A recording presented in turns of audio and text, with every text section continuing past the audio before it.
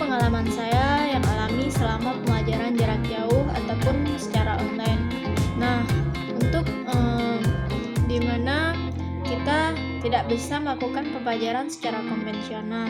Nah, jika ingin melakukan pembelajaran konvensional, pemerintah memberikan syarat kepada sekolah untuk melakukan kegiatan pembelajaran. Yang pertama, sekolah tersebut harus berada di zona hijau.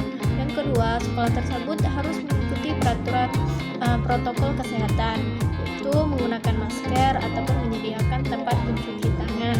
Yang ketiga, dapat izin dari orang tua. Nah, yang keempat, dapat izin dari pemerintah daerah. Di sini saya akan berbagi pengalaman dengan teman-teman semua. Pengalaman belajar saya baik itu yang mengalami hambatan ataupun hal-hal menarik yang saya alami, serta beberapa ide untuk pembelajaran secara jarak jauh dan beberapa tips supaya tidak bosan belajar. Silahkan simak video berikut ini.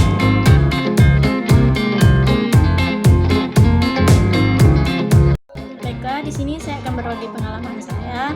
Yang pertama yaitu hambatan-hambatan saya ketika saya melakukan pembelajaran secara jarak jauh. Yang pertama yaitu karena jaringan. Mungkin karena di daerah terpencil, makanya jaringan agak terlalu sulit didapatkan di tempat saya. Maka dari itu saya mengalami hambatan-hambatan, terlambat mengumpulkan tugas. Lalu misalnya ketika melakukan Zoom ataupun video conference, sinyalnya putus-putus. Dan yang kedua yaitu pembelajaran sulit dipahami.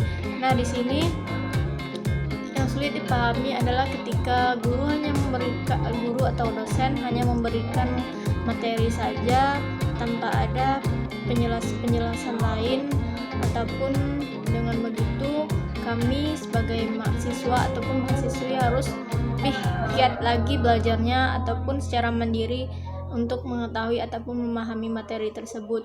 Nah, yang selanjutnya yaitu ada belum terbiasanya melakukan pembelajaran secara jarak jauh yang biasanya selalu dikasih materi dan dijelaskan guru di papan tulis, belajar secara tatap muka. Nah, sekarang harus lebih mandiri lagi di dalam belajarnya.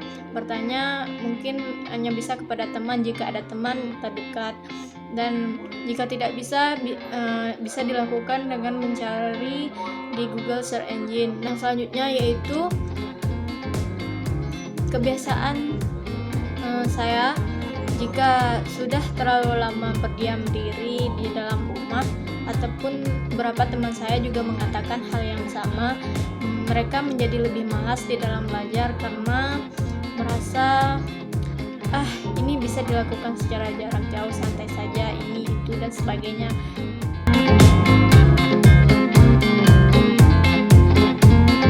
Selanjutnya ada hal menarik yang saya temukan ketika melakukan pelajaran secara online. Yang pertama, dapat dilakukan di mana saja dan kapan saja. Yang kedua yaitu hal menariknya yaitu ketika dosen atau guru saya memberikan materi pembelajaran yang dibantu beberapa video cuplikan penjelasan. Nah, di sini saya merasa sangat menarik karena saya bisa memahami materi-materi tersebut dengan baik.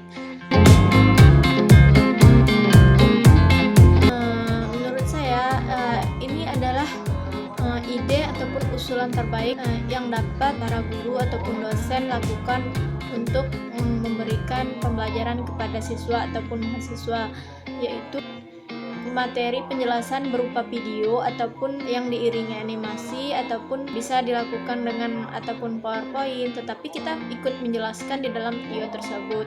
Nah, itulah usul-usulan yang dapat saya berikan.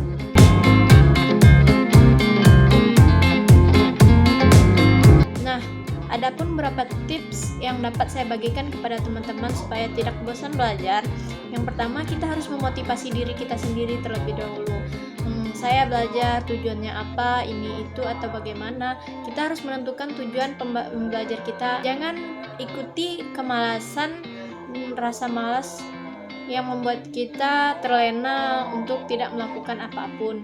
Nah, yang kedua, kita harus atur jadwal ataupun atur waktu pembelajaran kita. Misalnya kita melakukan pembelajaran secara jarak jauh jam 9, kita harus persiapkan diri dari jam 8 ataupun sebagainya. Nah, dengan begitu kita ketika pembelajaran sudah dimulai, kita sudah siap standby untuk melakukan kegiatan belajar, melakukan tugas kita, namun kita tidak melupakan hobi kita supaya kita tidak terlalu jenuh di dalam pembelajaran.